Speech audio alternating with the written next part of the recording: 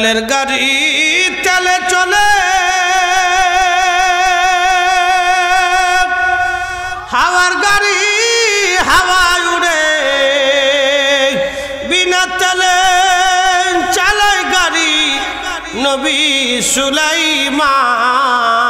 আমরা সেই মুসলমান, আমরা সেই মুসলমান। কে মনে করলেন যুবক ভাইরা আমাদেরও নামাজ আর তাদেরও নামাজ? নামাজের ভিতরে যুবক কাঁদতেছে, আল্লাহর ওলি নামাজের মধ্যে কান্দে আর থরথর করে কাঁপে। আল্লাহ সবানাইছে আল্লাহ প্রেমের কারণে, প্রেমের ডোরে বন্দরে মদিনার শানে। আল্লাহ আল্লাহ আল্লাহ আল্লাহ আল্লাহ আল্লাহ হাবিবকে পাঠাইছে গো আল্লাহ, হাবিবকে পাঠাইছে গো আল্লাহ প্রেমের কারণে, প্রেমের ডোরে বন্দরে মুর্শিদের শানে। আল্লাহ আল্লাহ আল্লাহ আল্লাহ আল্লাহ আল্লাহ আদমকে বানাইলে গো আল্লাহ, আদমকে বানাইলে গো আল্লাহ প্রেমের কারণে, প্রেমের ডোরে বন্দরে মুর্শিদের শানে। আল্লাহ আল্লাহ আল্লাহ আল্লাহ আল্লাহ আল্লাহ আল্লাহ আল্লাহ আল্লাহ বানাইল আসমান জমিন, আর বানাইছে রাত আর দিন। হাবিবকে পাঠাইছে গো আল্লাহ, হাবিবকে পাঠাইছে গো আল্লাহ প্রেমের কারণে, প্রেমের ডোরে বন্দরে মদিনার শানে। আল্লাহ আল্লাহ আল্লাহ আল্লাহ আল্লাহ আল্লাহ মানুষ বানাইছে গো আল্লাহ, হাবিবকে পাঠাইছে গো আল্লাহ প্রেমের কারণে, প্রেমের ডোরে বন্দরে মুর্শিদের শানে। আল্লাহ আল্লাহ আল্লাহ আল্লাহ আল্লাহ আল্লাহ আল্লাহ আল্লাহ আল্লাহ আল্লাহ আল্লাহ আল্লাহ আল্লাহ আল্লাহ আল্লাহ বানাইলেন কত জাতি, আর বানাইছেন প্রেম প্রীতি। হাবিবকে পাঠাইছে গো আল্লাহ, হাবিবকে পাঠাইছে গো আল্লাহ প্রেমের কারণে, প্রেমের ডোরে বন্দরে মদিনার শানে। আল্লাহ আল্লাহ আল্লাহ আল্লাহ আল্লাহ আল্লাহ আল্লাহ মানুষ বানাইছে গো আল্লাহ, হাবিবকে পাঠাইলে গো আল্লাহ প্রেমের কারণে, প্রেমের ডোরে বন্দরে মুর্শিদের শানে। আল্লাহ আল্লাহ আল্লাহ আল্লাহ আল্লাহ আল্লাহ আল্লাহ আল্লাহ আল্লাহ আল্লাহ আল্লাহ আল্লাহ আল্লাহ আল্লাহ আল্লাহ আল্লাহ আল্লাহ আল্লাহ আল্লাহ আমি কেনে যে ভালোবাসিলাম রে আল্লাহ আল্লাহ আল্লাহ আগে তো না জানিয়া ये सैना तुझिया केने जे भालोबासिलाम रे আল্লাহ আল্লাহ আল্লাহ আল্লাহ আল্লাহ আল্লাহ আল্লাহ ভালোবেসে খুদায় আদম হাওয়া বানায় বেহেশত বালা খানা সাজাইয়া রে আমি কেলে যে ভাজালো বাসিলাম রে আল্লাহ আল্লাহ আল্লাহ আল্লাহ আল্লাহ আল্লাহ আল্লাহ আল্লাহ আদম হাওয়া বেহেশত সারিয়া 340 বছর কান্দিল রে আমি কেলে যে ভালোবাসিলাম রে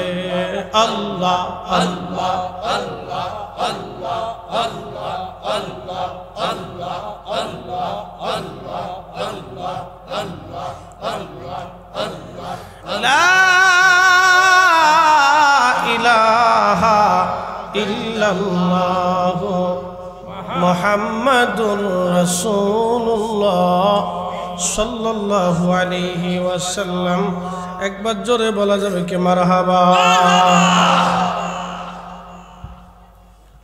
সরাসরি ওয়াজে চলে গেলাম, সরাসরি আলোচনায় চলে গেলাম। আমার আলোচ্য বিষয় হচ্ছে আউলিয়া কিরামের সোহবত এবং মহব্বত। আমি বলি নাই, আল্লাহর কোরআন বলে আইয়ুহাল্লাযীনা আমানুত্তাকুল্লাহ, ঈমানদার আমি আল্লাহকে ভয় করো।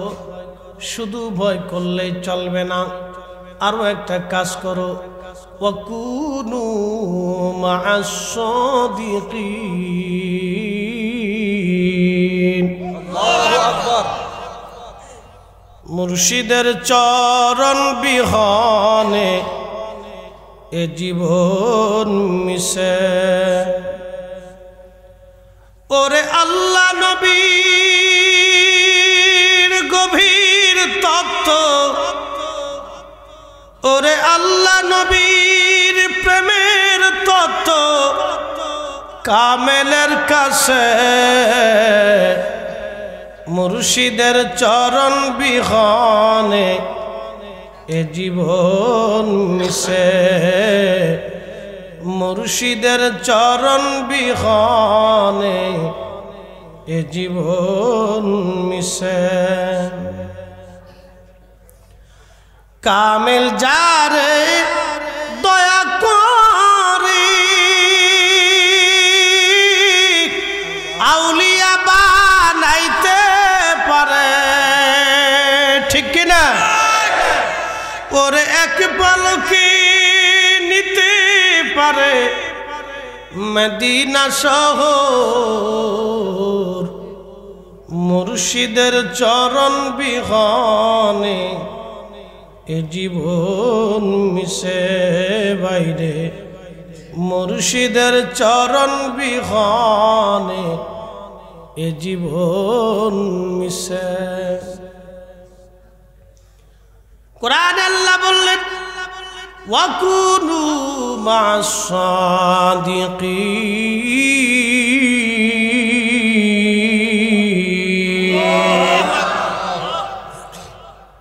আচ্ছা বলেন তো, কোরআনের বিধান কি আর পরিবর্তন হবে? না। সংযোজন বিয়োজন হবে না। বন্ধুগণ আমার, আল্লাহর কোরআন বলল, হে ইমানদার আমি আল্লাহকে ভয় করো। শুধু ভয় করলে হবে না, ভয় করার পরে আরো একটা কাজ করো।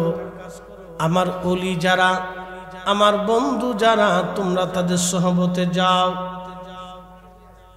কেন সোহবত? দুই কারণে সোহবত। বিশ্ববিখ্যাত একজন আল্লাহর ওলি ছিলেন, তার নাম হযরত জুনাইদ আল বাগদাদী রাহমাতুল্লাহি আলাইহি। অনেক বড় ওলি, ওনার একজন সাহিব, ওনার একজন মুহিব্বিন মুরিদ একদিন এসে ওনার কদমে বসে গেলেন। জিজ্ঞেস করলেন, হুজুর একটা মাসালা বুঝি না, দয়া করে বলবেন। বলো বাবা, কি বলতে চাও? বলে, হুজুর কোরআন আল্লাহ বলেন ইয়া আইয়ুহাল্লাযীনা আমানুত্তাকুল্লাহ, ঈমানদার আমি আল্লাহকে ভয় করো।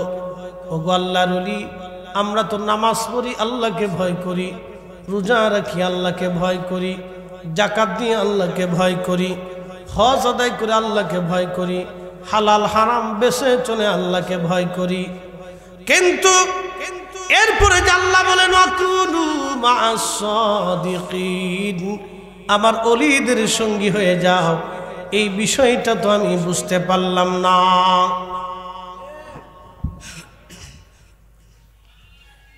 জুনাইদ বাগদাদি ডাক দিয়ে বলতেছে, বেটা তুমি কি কোরআনের আয়াতের বিধান বুঝো নাই? বলে, না হুজুর আমি বুঝি নাই, মাসালাটা দয়া করে বলে দেন। জুনাইদ বাগদাদি রাহমাতুল্লাহ আলাইহি বললেন, বেটা তোমার শরীরে কি পাখার বাতাস লাগে? বলে, হ্যাঁ হুজুর আমার শরীরে পাখার বাতাস লাগে। কি জন্য বাতাস লাগে? বলে, হুজুর আপনার খাদেম আপনার পিছনে দাঁড়ায়া পাখা দিয়ে বাতাস দেওয়ার কারণে আমার গায়ে বাতাস লাগে। আল্লাহর ওলি জবাব দিলেন, বাবারে আমার খাদেম আমার গায়ে বাতাস দেওয়ার জন্য যদি তোমার গায়ে বাতাস লাগে, আল্লাহ ওয়াকুনু মা'আস সাদিকিন দিয়ে কি বুঝাইলো তুমি এখনো বুঝো নাই? আল্লাহর কোরআনে অপরে আল্লাহ বলেন, ইন্না রাহমাতাল্লাহি করিবুম মিনাল মুহসিনিন।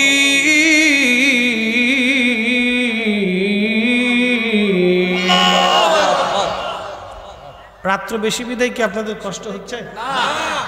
একসাথে সবাই বলি আল্লাহু আকবার। আল্লাহু আকবার। জমিন কার? আল্লাহ। পৃথিবী কার? আল্লাহ। আসমান কার? আল্লাহ। আইন চলে কার? আল্লাহ।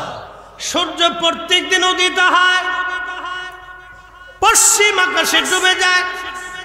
পৃথিবীর সমস্ত রাষ্ট্রপ্রধানরা যদি বলে সূর্য কালকে উঠবে না, সূর্য কারো আইন মানে না, সূর্য আইন মানে আল্লাহ, ঠিক কিনা? আকাশে মেঘ হয়, বৃষ্টি নামে, এই বৃষ্টি বাংলাদেশের প্রধানমন্ত্রী যদি বৃষ্টি হবে না, বৃষ্টি প্রধানমন্ত্রীর আইনে চলে না, বৃষ্টি আল্লাহর আইনে চলে, ঠিক কিনা? এখন শীতকাল, এরপরে বসন্ত, তারপরে আপনার গ্রীষ্ম, এরপরে বর্ষা, এরপরে হেমন্ত, এরপরে শরৎকাল। এই যে পৃথিবীতে বাংলাদেশে যে 6টা কাল আছে, 6টা ঋতু আছে, এই ঋতুর পরিবর্তন বাংলাদেশের কোনো বিজ্ঞানীর কথায় চলে না। এর পরিবর্তন যিনি করান একমাত্র সেই মালিকের নাম হচ্ছে আমার আল্লাহ, ঠিক কিনা? ঋতুর পরিবর্তন আল্লাহর আইনে, সূর্যের পরিবর্তন আল্লাহর আইনে, রাতের পরিবর্তন আল্লাহর আইনে। রাত চলে গেলে দিন আসে, দিন চলে গেলে রাত আসে।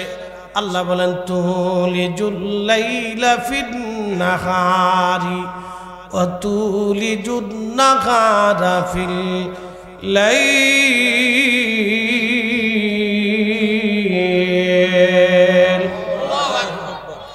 দিন থেকে রাত বের করি, রাত্র থেকে দিন বের করি। দিন রাতের পরিবর্তন যিনি করান তিনি আল্লাহ। আল্লাহর এই আইনের কোনো পরিবর্তন হয় না। আল্লাহ কিন্তু ওলিদের কারণে আল্লাহ তার আইন আল্লাহ পরিবর্তন করে দেয়। ওলিদের উসিলা, ওলির কারণে আল্লাহ তার আইনকে পরিবর্তন করে। অ্যাটেনশন, বসেন, কেউ কথা না বলি। কুত্তা গোশত, কুত্তার গোশত হালাল না হারাম? একসাথে যদি সুন্দর করে ফ্রাই করে একবারে বিরিয়ানি রান্না করে আপনাদের সামনে এনে বলা হয় যে কুত্তার গোশতের বিরিয়ানি, কেউ খাবে না? কারণ কি? একসাথে কে হারাম করছে? কে কে? কেন?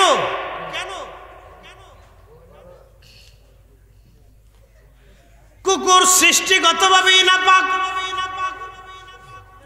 ও খায় কি জানেননি? ও খায় নাপাক, বাথরুম খায়, পচা খায়, মরা খায়। এজন্য কুত্তার গোশত হারাম, শুয়োরের গোশত হারাম। ওর জন্মটাই নাপাক, ওর ভিতরেও নাপাক, ওর বাইরেও নাপাক। এই জন্য কুকুর যদি কোনো পাত্রে মুখ দেয়, সাবান দিয়ে ধুলে হবে না, মাটি দিয়ে 7 বার ধৌত করা লাগবে। 1 বার আর 2 বার না, 3 বার করলেও হবে না, 6 বার ধুলেও হবে না। আল্লাহর নবীর আইনে 7 বার ধোয়া লাগবে। কুকুরের বিষ্ঠা বড়ই নাপাক, কুকুরের জবান বড়ই নাপাক, কুকুরের জিহ্বা বড় নাপাক, ওর ভিতরেও নাপাক বাইরেও নাপাক, এত পরিমাণে নাপাক একটা প্রাণী কুকুর। এই কুকুর আল্লাহর ওলিকে ভালোবেসে আল্লাহর জান্নাতে চলে গেল।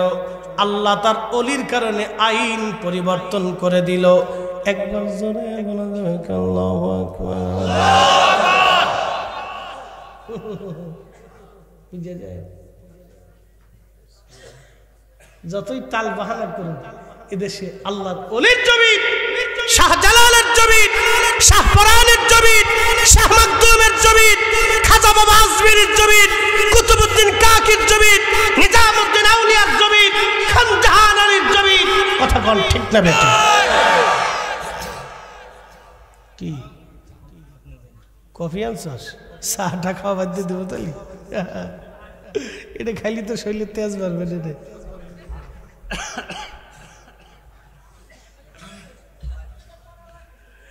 মির্জা এইচডি মিডিয়া খুব মহব্বত করে।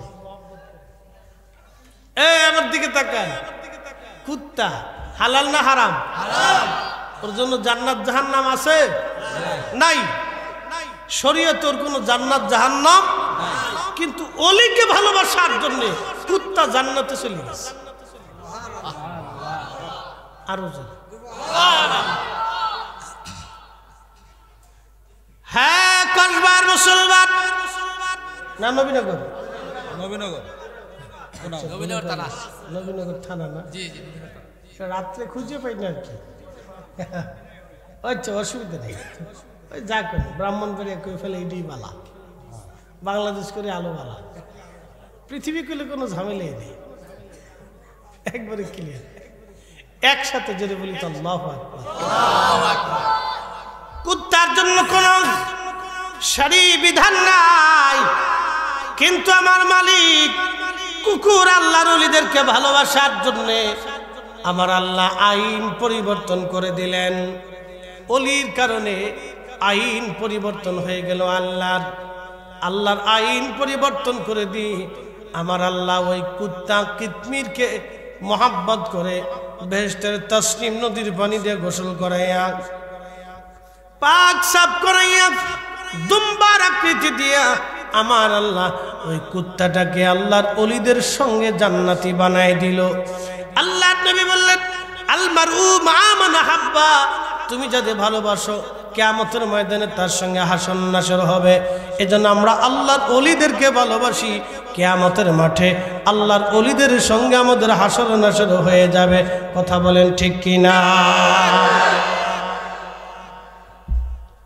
এখন কেউ যদি বেদাতের মাসালা দেয় মানবো না, শিরিকের মাসালা দিয়ে মানবো? ও ছাতা মানার টাইম আমাদের। আল্লাহর আইনের বিরুদ্ধে যাওয়ার কোনো সুযোগ নাই। আল্লাহ বলছে ওলির সাথে যাও, আমরা ওলির সাথী হয়ে যাব। কথা কোন ঠিক কিনা? কোনাউরের মুসলমান নবীনগরবাসী খুবই মনোযোগ দেন। আল্লাহর ওলিদের বরকত এবং পাওয়ার, ওলিদের কারণে আল্লাহ তার আইন পরিবর্তন করে। তার একটা বাস্তব ঘটনা শোনাই। বিশ্ববিখ্যাত একজন আল্লাহর ওলি, তার নাম হযরত শাকিক ইবনে ইব্রাহিম বলখি রাহমাতুল্লাহ আলাইহি। বলখ নগরে তার বাড়ি ছিল। বলখ আপনারা চিনেন নাই, বলখ অঞ্চল আপনাদেরকে চেনাই। বর্তমান তুর্কমেনিস্তান, আজারবাইজান, এরপরে আপনার উজবেকিস্তান, এরপরে তুর্কিস্তান, এরপরে আপনার আফগানিস্তান, পাকিস্তান, এরপরে আপনার ইরান। এই বিরাট অঞ্চলের এক অঞ্চলটাকে আগে বলখ বলা হতো। এই বলখের অধিবাসী ছিলেন হযরতে আল্লামা শাকিক ইবনে ইব্রাহিম বলখি রাহমাতুল্লাহ আলাইহি। তিনি বললেন, দুনিয়ার মানুষ, আমি 1 বছর হাজিদের সঙ্গে হজ করার জন্য রওনা দিলাম। সুদূর ইরাক থেকে ইরাকের হাজিদের সঙ্গে রওনা দিয়ে আমি আসতেছি হাজিদের সঙ্গে হজ করার জন্য। আমি যখন হজের উদ্দেশ্যে হাজিদের সঙ্গে রওনা, তখন আমাদের হজ কাফেলাটা আসলো ইরাকের কাদিসিয়া নামক একটা এলাকা আছে। এই কাদিসিয়া নামক এলাকা আসার পরে এই হজের কাফেলা থামলো। থামার পরে দেখলাম একটা সুন্দর যুবক দেখা যায়। এত সুন্দর চেহারা আমি জীবনে কোনোদিন কোনো যুবককে দেখি নাই। এত সুন্দর মায়াবী নুরানি চেহারার যুবক, গায়ের মধ্যে তার একটা জুব্বা পশম দিয়ে বানানো জুব্বা, আরো একটা কাপড় আমি তার গায়ে দেখলাম চাদর। এই চাদরটাও খুব সুন্দর পশম দিয়ে বানানো। তার পায়ের মধ্যে একটা জুতা, এই জুতাটা বেশি দামি কোনো জুতা না। এই যুবক আমি দেখার পরে চিন্তা করলাম, হায় হায়, এত সুন্দর যুবক তো ফিতনার কারণ হয়। এই সুন্দর চেহারার যুবক হয়তো কোনো ফিতনার কারণ হতে পারে। আমাদের কাফেলার মধ্যে এত সুন্দর যুবক তো আর কাউকে দেখি না। হাজিদের মধ্যে এই সুন্দর যুবকটা কি করে আসলো, কোথা থেকে আসলো? এই চিন্তা ভাবনা করার পরে আমি শাকিক বলকি আমি যুবকটার কাছে গেলাম তাকে নসিহত করার জন্য, উপদেশ দেওয়ার জন্য।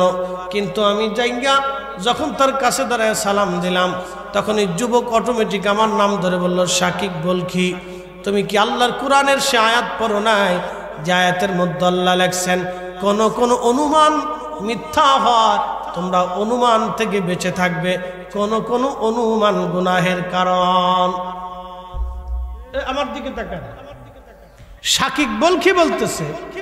আমি আশ্চর্য হলাম, এই যুবক আমার নাম ধরে বলতেছে, শাকিক বলকি, তুমি কি জানো না কোন কোন অনুমান মিথ্যা হয়?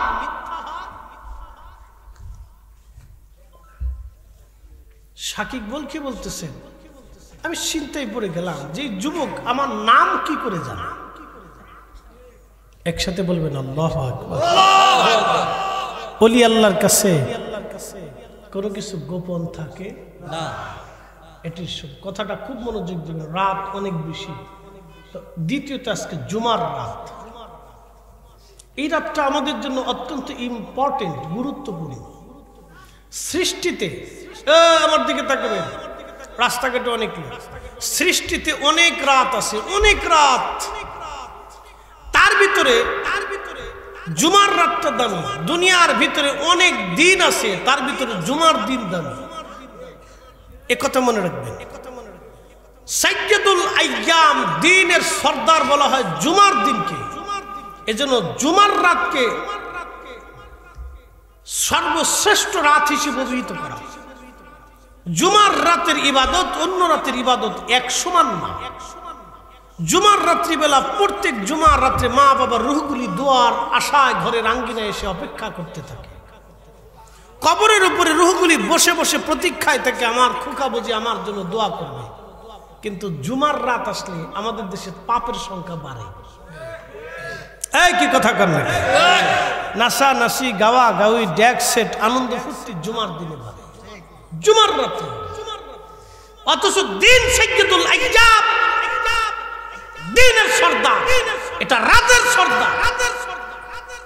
জুমার দিন যেমন দিনের সর্দার, রাতটা এরকম রাতের সর্দার।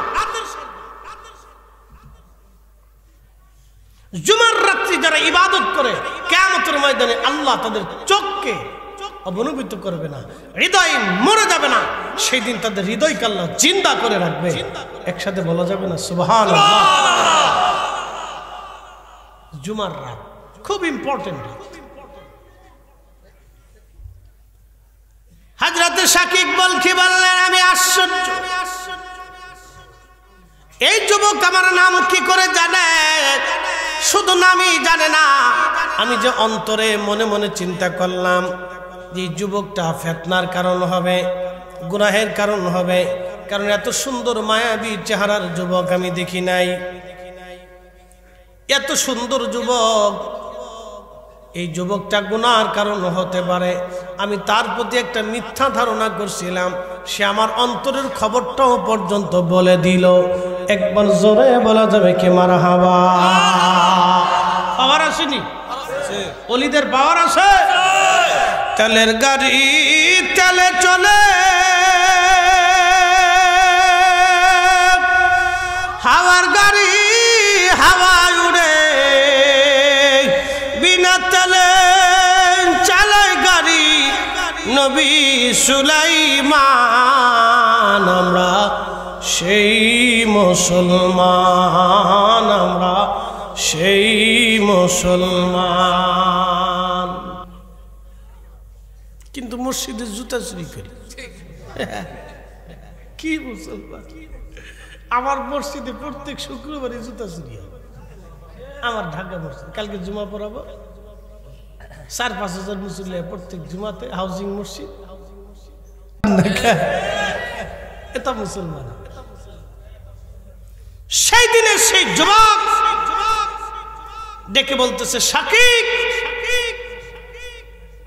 তুমি কি জানো না কিছু কিছু মিথ্যা ধারণা, অন্তরের কুধারণা গুনাহের কারণ হয়। শাকিব বল কি, আমি অন্তরে মনে মনে চিন্তা করছি এই বেটা জানে কেন, কারণটা কি? নিশ্চয় যুবক আল্লাহর ওলি হবে। চিন্তায় পড়ে গেলে, মুসলমান নবীনগরবাসী, এই বিদ্যা আলাদা একটা জগতের বিদ্যা। দুনিয়ার কোন ইউনিভার্সিটিতে গেলে কালবের বিদ্যা পাবেন না, দুনিয়ার কোন কলেজ ভার্সিটিতে পাবেন না। এই কালবের বিদ্যা অর্জন করার জন্য হুজুর গাউসে পাকের মাদ্রাসায় ভর্তি হওয়া লাগে। কথা কর না কেন? হুজুর গাউসে পাকের মাদ্রাসায় ভর্তি না হলে, হুজুর খাজা বাবা আজমিরির মাদ্রাসায় ভর্তি না হওয়া পর্যন্ত এই কালবের জ্ঞান অর্জন করা সম্ভব না।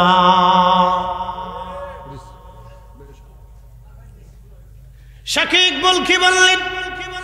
কিছুক্ষণ পরে দেখি যুবকটা নাই। আমি খুঁজতে লাগলাম, খুঁজে আর পাইলাম না। কাফেলা আরো কিছু দূর যাওয়ার পরে আমি লক্ষ্য করলাম কিছু দূর কাফেলা গেল, আবার রাত্রিবেলা বিশ্রাম। আমি এমন সময় দেখি রাতের আধারে তাঁবুর পাশে একটা যুবক নামাজ পড়ে। এত সুন্দর ওই যুবকের নামাজ আমি দেখলাম। সে নামাজের মধ্যে কোরআন তেলাওয়াত করতেছে আর চোখের পানি ফেলে ফেলে কাঁদতেছে, আর পুরাটা শরীর তার থরথর থরথর করে কাঁপতেছে। আমি জীবনে কোনোদিন এত সুন্দর নামাজ আমি কাউকে পড়তে দেখি নাই, এত সুন্দর তেলাওয়াত আমি কারো শুনি নাই। এইভাবে নামাজের মধ্যে আমি কাউকে কাঁদতে দেখি নাই, যে নামাজের মধ্যে দাঁড়ায় দাঁড়ায় চোখের পানি ফেলে ফেলে কাঁদতেছে আর থরথর থরথর করে তার শরীর কাঁপতেছে নামাজে।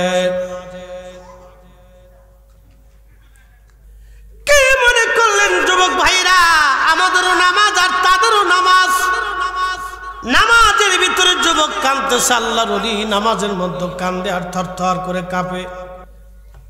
আর আমাদের নামাজ হইছে বিয়াই নামাজ, ঠেলার নামাজ, বিপদের নামাজ। আমাদের নামাজের কোনো সিস্টেম নাই। আমরা বিয়াই নামাজ, বিয়াই নতুন নতুন আইছে, নামাজে যদি না যায় তো বিয়াই কি মনে করবে? এটার নাম বিয়াই নামাজ। যখন বিয়াইরে খুশি করার জন্য নামাজে গেলেন, তখন আর নামাজ নামাজের জায়গায় নাই, ওই নামাজ হয়ে গেছে শিরিকের নামাজ। নামাজের ভিতরে শিরিক আছে। আমি বিরাট মসজিদের খতিব, দেখেন নামাজে দাঁড়াইছি, নামাজে দাঁড়ায় চিন্তা করলাম আমার মুসল্লি তো অনেক অনেক আলেম ওলামা মুহাদ্দিসরা আমার পিছনে নামাজ পড়ে, মুফতিরা আমার পিছনে নামাজ পড়ে, কয়েকশো তলবে আলেমরাই শুধু থাকে আমার পিছনে নামাজ পড়ার জন্য বিভিন্ন মাদ্রাসার। চিন্তা করলাম অনেক বুজুর্গরা, হায়ার এডুকেটেড পার্সন, ডক্টর ডাক্তার আমার পিছনে নামাজ পড়ে, অনেক অফিসাররা আমার পিছনে নামাজ পড়ে। আমি চিন্তা করলাম নামাজ যদি ঢক মতো না পড়ি মুসল্লিরা কি বলবে? আল্লাহর কসম করে বলি ওই নামাজ আর নামাজ নাই। ফরিদি সাহেবের নামাজের মধ্যে শিরিক ঢুকে গেছে, কারণ আমি আল্লাহর ভয়ে নামাজ পড়ি নাই, আমি মুসল্লির ভয়ে নামাজ পড়েছি। এই নামাজের 4 পয়সাও মূল্য নাই। কথা কন না কে? ফাওয়াইলুল লিল মুসাল্লিন আল্লাযীনা হুম আন সালাতিহিম সাহুন।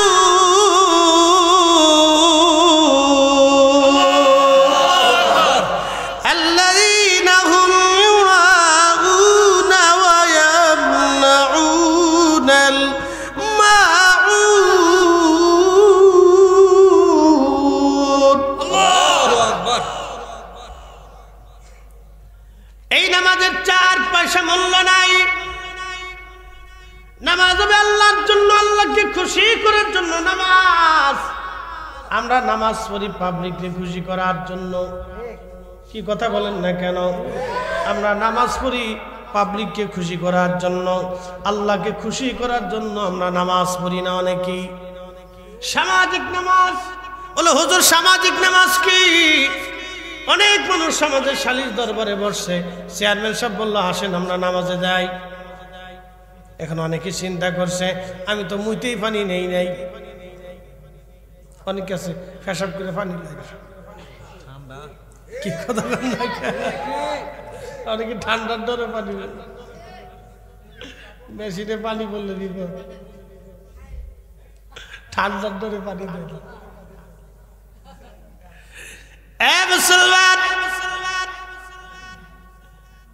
ওই সময় সে চিন্তা করলো আমি নামাজ পড়বো এখন, নামাজে যদি না যায় তাহলে সমাজ কি বলবে? এটার নাম সামাজিক নামাজ। বুঝতে পারছেন? এ নামাজের 4 পয়সা। এখানে আসছেন কার জন্য? জোরে বলেন।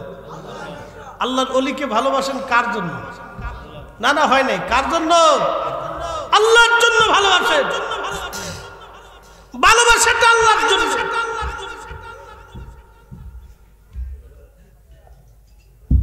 আল্লাহর জন্যই আসছেন। শাকিব বলকি বলতেছে এত সুন্দর নামাজ জীবনে কোনোদিন দেখি নাই। নামাজ আমি পড়লাম, নামাজ আমি দেখলাম, বহুক্ষণ লম্বা করে যুবক নামাজ পড়তে লাগছে। নামাজ শেষ, আমি চিন্তা করলাম আমি তার কাছ থেকে দোয়া নিব। মনে মনে চিন্তা করলাম এত বড় বুজুর্গ, একটু দোয়া নিয়ে আসি। কাছে যে সালাম দিলাম, সালাম দেওয়ার সাথে সাথে ডাক দেখা শাকিব বলকি তুমি কি কোরআনের সেই বিধানে পড়ো নাই যে আল্লাহর পথে ইস্তেগফার করে, ওয়া তওবা করে, আমার আল্লাহ ও আমিলা সালিহা এবং নেক আমল করে, আমার আল্লাহ তার জীবনের সব গুনাহগুলি আল্লাহ মাফ করে দেয়। না না জোরে বলেন আল্লাহু আকবার। শাকিব বলকি চিন্তা হাই হাই, প্রশ্ন করার আগে বলার আগে আল্লাহর ওলি বলে দিচ্ছে। কারণ কি? আমার অন্তরের খবর কি করে জানে? আচ্ছা বলেন তো, অন্তরের খবর যিনি জানেন তিনি তো আল্লাহ। কিন্তু এই যুবক তার অন্তরের খবর বলে বলে তার উত্তরগুলি কেমনে কেমনে দিয়ে দিচ্ছে। শাকিব বলকি চিন্তায় পড়ে গেলেন, হায় হায়, এই যুবক তো সাধারণ কোনো যুবক না, নিশ্চয় অনেক বড় বুজুর্গ। তিনি চিন্তায় পড়ে গেলেন, ওনার থেকে চলে আসলেন। কিছুক্ষণ পরে আর ওনাকে খুঁজে পায় না। আরো কয়েকদিন চলে গেল, খুঁজে পাওয়া গেল না। কয়েকদিন পরে উনি লক্ষ্য করলেন তাদের কাফেলা আর একটা জায়গায় স্থাপন করলো, তাবু, বিশ্রাম করার জন্য। কাফেলা বিশ্রামে বসছে। এমন সময় শাকিব বলকি রহমাতুল্লাহ আলাইহি দেখলেন একটা কুয়া। এই কুয়ার পাশে ওই যুবকটা দাঁড়ানো। যুবকের হাতের মধ্যে একটা ওই কাঠের পেয়ালা দিয়ে পানি উঠানোর জন্য সে কুয়ার ভিতর থেকে চেষ্টা করতেছে। এমন সময় দেখলো হাত থেকে ওই পানির পেয়ালাটা পড়ে কুয়ার অতল গহ্বরে সেই পানির পেয়ালা চলে গেল। আল্লাহর ওলি শাকিব বলকি বললেন, আমি আরো চিন্তায় পড়ে গেলাম। দেখি এই যুবকটা আজকে কি কারামতি দেখায়। সে কি করে এই কুয়ার নিচ থেকে সে পানি উঠায়। আমি দাঁড়িয়ে আছি দূরে, লক্ষ্য করলাম ওই যুবক আল্লাহর আকাশের দিকে তাকায় বলল, আল্লাহ তুমি, আমি ক্ষুধা লাগলে তুমি আমার জন্য খাবার পাঠাও, পানি লাগলে তুমি মালিক আমার জন্য পানি পাঠাও। আল্লাহ আজকে তোমার বান্দার পানির পিয়ালা কুয়ার মধ্যে পড়ে গেছে। রব্বুল আলামিন তুমি আমার পিয়ালা আমারে ফিরিয়ে দাও। শাকিব বলকি বললেন, চাইতে দেরি হয়েছে আসমানে। আমি তাকায় দেখলাম কুয়ার নিচ থেকে পানি উঠে উঠে উঠে উঠে একেবারে কুয়া পরিপূর্ণ হইয়া কুয়ার চারপাশ দিয়ে বেয়ে বেয়ে পানি পড়তে লাগলো।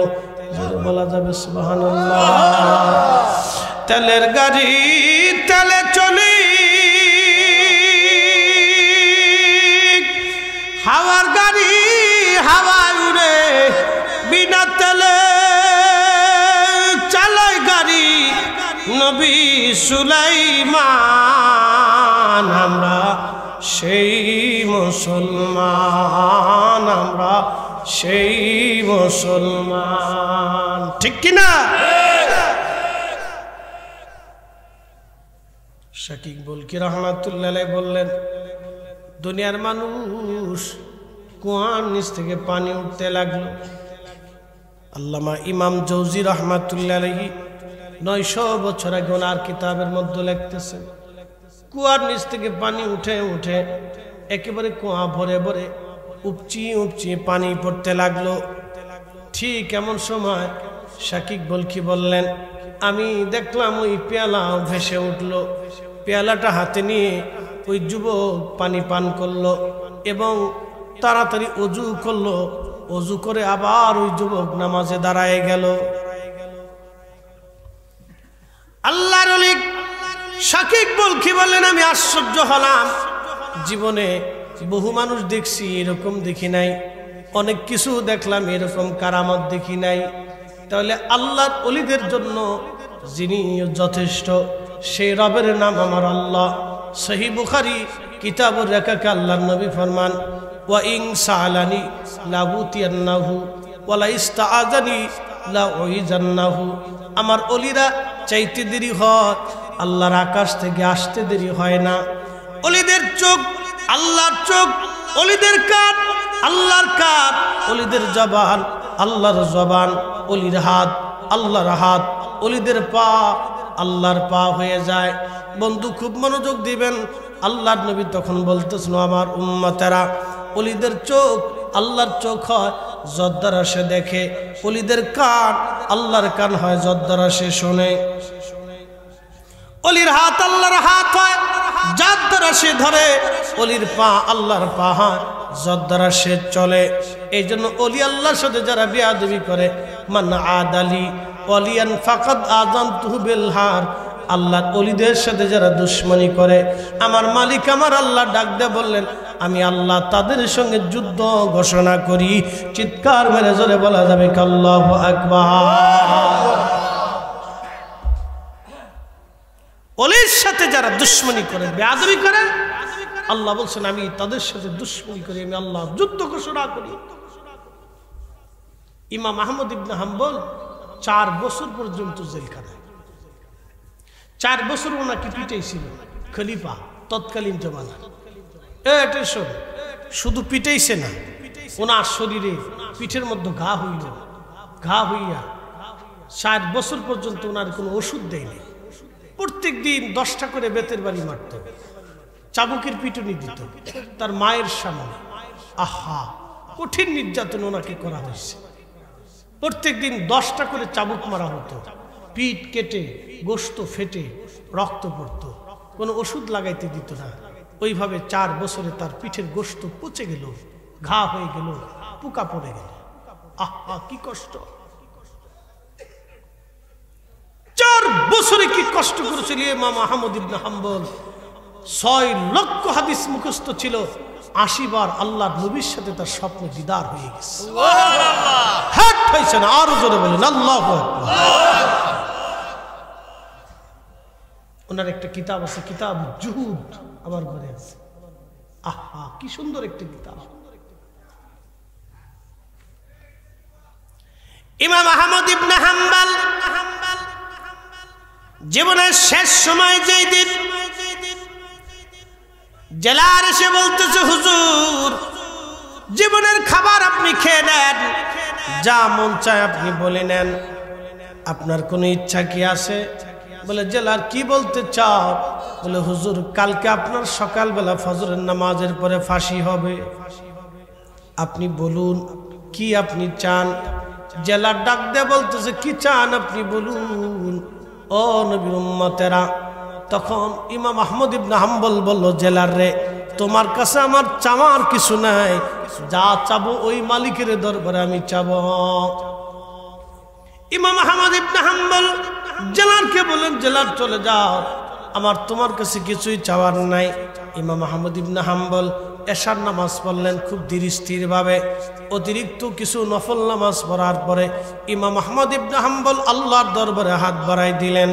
আল্লাহর দরবারে হাত বাড়াইয়া ইমাম আহমদ ইবনে হাম্বল আল্লাহকে ডাক দিয়ে বলেন, আল্লাহ 4 বছর ধরে আপনার কাছে কোনো অভিযোগ করি নাই, আল্লাহ আজকে আমার অভিযোগ, ওরা আমাকে হত্যা করতে চায়, আমাকে ফাঁসিতে ঝুলাইতে চায়।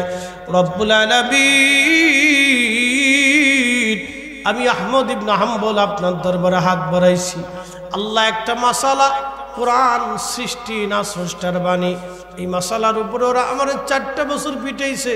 আল্লাহ আমি জানি কোরআন আপনার কালাম, আপনার সৃষ্টি না। আল্লাহ কোরআন যদি সৃষ্টি হয় আপনি আমার হেদায়েত করেন, আর যদি কোরআন আপনার কালাম হয়, আপনার জবান নিঃসৃত বাণী হয়, মালিক আপনি জালিম থেকে আপনি আমারে বাঁচান, এই জালিমকে আপনি ধ্বংস করে দেন। সকালবেলা জেলার এসে বলল, হুজুর আপনার জন্য সুসংবাদ, কালকে রাত্রিবেলায় বাদশাহ খলিফা নিহত হয়েছে, আর নতুন খলিফা সকালবেলা আপনাকে ঘোষণা দিয়েছে আপনাকে যেন জেলখানার থেকে বের করে নিয়ে যাওয়া হয়, আর আপনাকে উত্তম করে যেন চিকিৎসা করানো হয়। একবার জোরে বলা যাবে কি আল্লাহু আকবার? পাওয়ার আসেনি? এই জোরে বলেন, দুয়ার পাওয়ার আছে? মানে একদল তো দোয়া মানেই না, এই সব শয়তান। কি কথা কোন ঠিক কি না? সব শয়তান। দোয়ার এত বড় পাওয়ার, ইমাম আহমদ ইবনে হাম্বল হাত বাড়িয়ে দিয়েছে, আল্লাহ হাত কবুল হয়ে গেল। নামাজের পরে হাত বাড়িয়েছে। মানে আমরা দেশে খালি বিতর্ক, নামাজের পরে করো না, আগে করো, ফিসে করো না, একা একা করো, দলবদ্ধভাবে করো না, মানে এগুলো সব শয়তান। আলে হাদিস না, ওরা যদি আলে হাদিস হয় তাহলে আলে শয়তান কেন? কি কথা কন না কেন? আমরা সবাই ইসরায়েলের বিরুদ্ধে, ওরা ইসরায়েলের পক্ষে নিচ্ছে। হ্যাঁ, ওদের মনে করে ইসরায়েলের পক্ষে। হামাস হলো ইসরায়েলের দালাল। দেখছেন ইসরায়েলের বিরুদ্ধে যারা যুদ্ধ করতেছে, ফিলিস্তিনের বর্তমান হামাস, ওই হামাসের মুক্তিযোদ্ধাদেরকে ওরা ওই মৌলবীরা কয় এটা সব ইসরায়েলের দালাল। চিন্তা করতে পারছেন, যারা যুদ্ধ করে শহীদ হতেছে এখানে দালাল বানাইছে, আর ওরা বাংলাদেশে বসে বসে ওরা একবার ইসলামের খুব খেদমত করতেছে আর কি। ওরা আমাদের দেশে খালি নেটা বাঁধায়, অশান্তি বাঁধায়, ওদের আর কোনো ওয়াজ নেই, খালি বুকের উপরে হাত বেঁধে নামাজ পড়ো, নামাজে জোরে আসতে আমিন আমিন কও, আর ওই তারাবির নামাজ 8 টাকাত বানাও, খালি এই ওয়াজই। কি কথা কর না কেন? এছাড়া ওদের কাছে আর কোনো ওয়াজ নেই, আর খালি বেদাত শিরিক, শিরিক বেদাত শিরিক, খালি বেদাত আর শিরিক। কোনো অলির কাছে যাবা না, কোনো মাজারে যাবা না, কোনো পীরের কাছে যাবা না, শাহজালালের মাজার জিয়ারতে যাবা না, খালি এইগুলি। এছাড়া আর কোনো ওয়াজ ওদের নেই। তার মানে বোঝা গেল সাক্ষাৎ শয়তান। একবারে জিন্দা শয়তান যদি দেখতে চান তাহলে আলে হাদিসের মৌলবীদের দিকে তাকাইলে জিন্দা শয়তান দেখতে পারবেন। কি কথা কন না? একবারে জিন্দা শয়তান। হক, হ্যাঁ ঠিক আছে, জিন্দা শয়তান। ওরা সাচ্ছে মুসলমান, তারা নামে মুসলমান, ইমানদারের ইমান নিয়ে করছে যারা খেলা, ওরাই তো আসলে এজিদেরই চেলা। দাড়ি টুপি পাগড়ি আছে দেখতে মাওলানা, ভিতরে নাই নবী প্রেম ইয়াজিদে ভরা। বাংলাদেশ স্বাধীন করছে কারা? মুক্তিযোদ্ধারা না? মুক্তিযোদ্ধারা যুদ্ধ করছে না? আচ্ছা, যুদ্ধ যখন করছিল তখন কি নিজের মায়া না দেশের মায়া? দেশের মায়া। জীবনকে উপেক্ষা করে দেশের জন্য তারা যুদ্ধ করছে। কথা ঠিক কিনা? আজকে হামাসের মুক্তিযোদ্ধারা নিজেদের জীবনকে বাজি রেখে কুফারের বিরুদ্ধে দাঁড়াইয়া, জালিমের বিরুদ্ধে দাঁড়াইয়া যারা যুদ্ধ করে জীবন দিচ্ছে, এরা মুক্তিযোদ্ধা। আমার দেশের স্বাধীনতার জন্য যারা যুদ্ধ করেছিল তারা মুক্তিযোদ্ধা। জীবনের মায়া করে নাই, দেশের মায়া সবচেয়ে বড় মায়া ছিল তাদের। এই মাটির জন্য তারা যুদ্ধ করেছে। এক সাগর রক্তের বিনিময়ে বাংলার স্বাধীনতা আনলে যারা, আমরা তোমাদের ভুলবো না, আমরা তোমাদের ভুলবো না। কথা কোন ঠিক কিনা? মোরা একটি ফুলকে বাঁচাবো বলে যুদ্ধ করি, মোরা একটি ফুলকে বাঁচাবো বলে যুদ্ধ করি, মোরা একটি মুখের হাসির জন্য বস্ত্র ধরি, মোরা একটি ফুলকে বাঁচাবো বলে যুদ্ধ করি। নগরবাসী দেশকে ভালোবাসি, শত্রুর বিরুদ্ধে দাঁড়াইয়া জিহাদ করে যুদ্ধ করে এই জমিন যারা স্বাধীন করলেন তারা মুক্তিযোদ্ধা। আজ থেকে 800 বছর আগে শাহজালাল ইয়ামানি মুজাররিদি জমিনে আসলেন। কোন কালেমা নিয়ে? লা ইলাহা ইল্লাল্লাহু মুহাম্মাদুর রাসূলুল্লাহ সাল্লাল্লাহু আলাইহি ওয়াসাল্লাম। 800 বছর আগে শাহজালাল যে কালেমা আনছে, আজকে ওরা কারা? বুকে হাত বেঁধে নামাজ পড়ে ওরা বলে লা ইলাহা ইল্লাল্লাহর পাশাপাশি মুহাম্মাদুর রাসূলুল্লাহ বলা শিরিক। তার মানে 800 বছর আগে শাহজালাল কি শিরিক করলেন? শাহজালাল যদি শিরিক করে থাকে তাহলে এই 800 বছর ধরে আমরাও শিরিক করে গেলাম। কোটি কোটি মুসলমান শিরিক করে কবরে চলে গেছে। তার মানে বোঝা গেল ওরাই হলো সাক্ষাৎ শয়তান। এখন ঠিক কিনা? আন্তর্জাতিক মানের কত বড় শয়তান আপনি একটু চিন্তা করেন। আচ্ছা, শাহজালালের রক্ত কোন রক্ত? আমি প্রমাণ দিচ্ছি আপনাদেরকে। শাহজালাল রাহমাতুল্লাহ আলাইহির শরীরে যে রক্ত, এই রক্তের নাম হাসানি হুসাইনি। হাসানি জোরে বলেন, হাসানি হাসানি। পৃথিবীর সব রক্তের ভিতরে অসুবিধা থাকতে পারে, কিন্তু এই রক্তের ভিতরে কোনো ঘাপলা নাই। এই কথা বলেন, কথা বলেন ঠিক কিনা? এই রক্তের মধ্যে কোনো ঘাপলা নাই, ঘাপলা অবশ্যই নেই, অবশ্যই নেই। শাহজালাল রাহমাতুল্লাহ আলাইহি হাসানি ওয়াল হুসাইনি, এই রক্তের ওজন কত আমি আপনাদেরকে পরে বুঝাইতেছি। দাঁড়ান একটু পরে আসি, আগে বুঝাই। যার আলোচনা করতেছিলাম ওই যুবক, সে রক্ত কোন রক্ত একটু শুনে যান। শাকিব বলকি রাহমাতুল্লাহ আলাইহি বললেন, দুনিয়ার মানুষ, আমি চিন্তায় পড়ে গেলাম। এত বড় কারামত আমি জীবনেও কোনোদিন দেখি নাই। এরপরে এই লোকটাকে আমি আবার হারিয়ে ফেললাম। কিছুদিন পরে আবার তার সঙ্গে দেখা, লক্ষ্য করলাম সে একটা পানির মশক আর একটা কাঠের বাসন নিয়ে রওনা হয়ে গেল। মরুভূমির মধ্যে চলে গেল। আমি তার পিছে পিছে নিলাম, দেখলাম সে কাঠের বাসনের মধ্যে পানি ঢাললো আর কিছু বালু নিয়ে ওই বালুগুলি সে ওই পানির মধ্যে ছেড়ে দিল। ছেড়ে দিয়ে হাত দিয়ে গুলাইয়া ওই পানিগুলি আর বালুগুলি সে চুমুক মেরে মেরে খাইতে লাগলো। আমি শাকিব বল, কি আশ্চর্য, বালি কি করে খাওয়া যায়? আমি চিন্তায় পড়ে গেলাম, মানুষ কি করে বালি খাইতে পারে? একসাথে বলবেন আল্লাহু আকবার। কি খাচ্ছে? আমার দিকে দেন। পানির ভিতরে বালু গুলাই, এই যে পানি, পানির ভিতরে বালু ছেড়ে দিচ্ছে, বালু ছেড়ে দিয়ে মিক্সার করে খাচ্ছে। আমার দিকে তাকে মিক্সার করে খাওয়া শুরু করছে। তো শাকিব বল কি বললেন, আশ্চর্য, বালি কি করে খাওয়া? শাকিব বল কি রাহমাতুল্লাহ আলাইহি বলতেছে, আমি চিন্তিত হইয়া আশ্চর্য হইয়া মনে মনে সন্দেহ করলাম, দেখি সে কি বালি খায় না পানি খায় নাকি অরিজিনাল কোনো খাবার। আমার কাছে সন্দেহ লাগলো।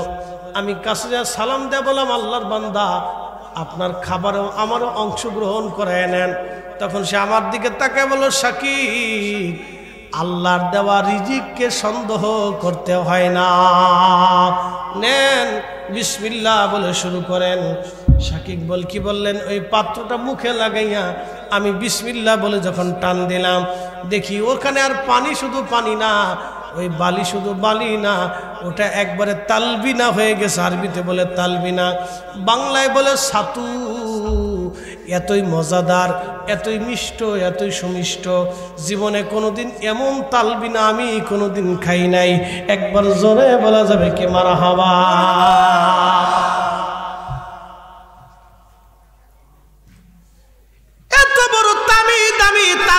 মানে ছাতু। ছাতু চিনছেন না আপনারা? আমাদের দেশের এখন পোলাপান যারা ছোট ছোট বাচ্চারা ওরা ছাতু চিনে না। কি মুরব্বীরা ছাতু চিনেননি? ছাতু আমার দেশের পোলাপান এখন খায় চিপস, চানাচুর, ফুচকা, শর্টপুটি, এই আবিজাবি খায়, ওরা ছাতু চিনে না। এই ছাতুর আরবি নাম হচ্ছে তালবিনা। এটা খুব শক্তিশালী খাবার। বাচ্চাদেরকে ছাতু খাওয়াবেন, এগুলো তো খাওয়ার না, খুব শক্তিশালী খাবার। আগে মানুষ সফর করত, এই ছাতু শুকনা খাবারটা কাছে রাখত। এটা খুব শক্তিশালী খাবার, এটা খাইলে অনেক পুষ্টি হয়। আমার দিকে তাকান, এই পানি এবং ছাতু অনেক মজাদার হয়েছে। তো শাকিব কি বলতেছেন, আমি খাইলাম, এতই মজা লাগলো, 3 দিন পর্যন্ত ওই মরুর ভিতরে আমার পানির তৃষ্ণাও লাগে নাই, ক্ষুধাও লাগে নাই। একসাথে বলবেন না আল্লাহু আকবার। আমি তার 4টে কারামত দেখলাম একই মজলিসে আসতে যাইয়া। আমি 4টে কারামত পেলাম, কিন্তু চিন্তায় পড়লাম লোকটা কে। আমি তখনও তার পরিচয় পাই। কিছুক্ষণ পরে সে আবার হারিয়ে গেল, আর খুঁজে তারে পাইলাম না। আমি মক্কায় আসলাম। মক্কায় আসার পরে আমি আল্লাহর ঘর তাওয়াফ করতেছি, এমন সময় দেখলাম ওই যুবক তাওয়াফ করে। আর তাওয়াফের সময় হাজার হাজার মানুষ তার সাথে মুসাফা করে, তার কাছ থেকে দোয়া নেয়, তার সাথে কথা বলে, তাকে সালাম করে। আমি চিন্তায় পড়ে গেলাম, এত হাজিরা তার সাথে মুসাফা করে, তার কাছ থেকে দোয়া নেয়, তারে সালাম করে, এই যুবকটাকে আর হাজিরা তাকে কি করে চিনে, তার পরিচয় কি? আমি আহলুল মক্কা যারা ছিল, মক্কার অধিবাসী, তাদেরকে বললাম, মক্কাবাসী তোমরা বলো এই যুবকটাকে, এই সুন্দর যুবকটার পরিচয় কি? তখন মক্কাবাসী ডাক দেয়, বলল, আল্লাহর বান্দা তুমি কি তারে চিনো নাই? তিনি তো আওলাদের রাসূল। একবার জোরে বলা যাবে কি মারহাবা? বলে আওলাদের রাসূল নাম কি? বলে ওনার নাম মুসা কাজিম। হযরত ইমাম মুসা কাজিম, ওনার বাবার নাম ইমাম জাফর সাদেক, তার বাবার নাম ইমাম মুহাম্মদ বাকের, তার বাবার নাম ইমাম জয়নুল আবিদিন, তার বাবার নাম সুলতানে কারবালা হযরত ইমাম হুসাইন, তার বাবার নাম শেরে খুদা আলী, তার স্ত্রীর নাম খাতুনে জান্নাত ফাতিমাতুজ জাহরা রাদিয়াল্লাহু আনহা, তার বাবার নাম রাহমাতুল লিল আলামিন। চিৎকার মেরে জোরে বলেন আল্লাহু আকবার। রক্তের পাওয়ার আছে? কথা বলেন, পাওয়ার আছে নেই? সেই রক্ত হযরত শাহজালাল ইয়ামান, আল্লাহু আকবার। সেই রক্ত হুজুর গাউসে পাক রাহিমাহুল্লাহ। চিৎকার বলে বলেন ইয়া রাসূলুল্লাহ। রক্তের পাওয়ার আছে? সেই রক্ত হুজুর গাউসে পাক, হাসানি হুসাইনি, শাহজালাল হাসানি হুসাইনি।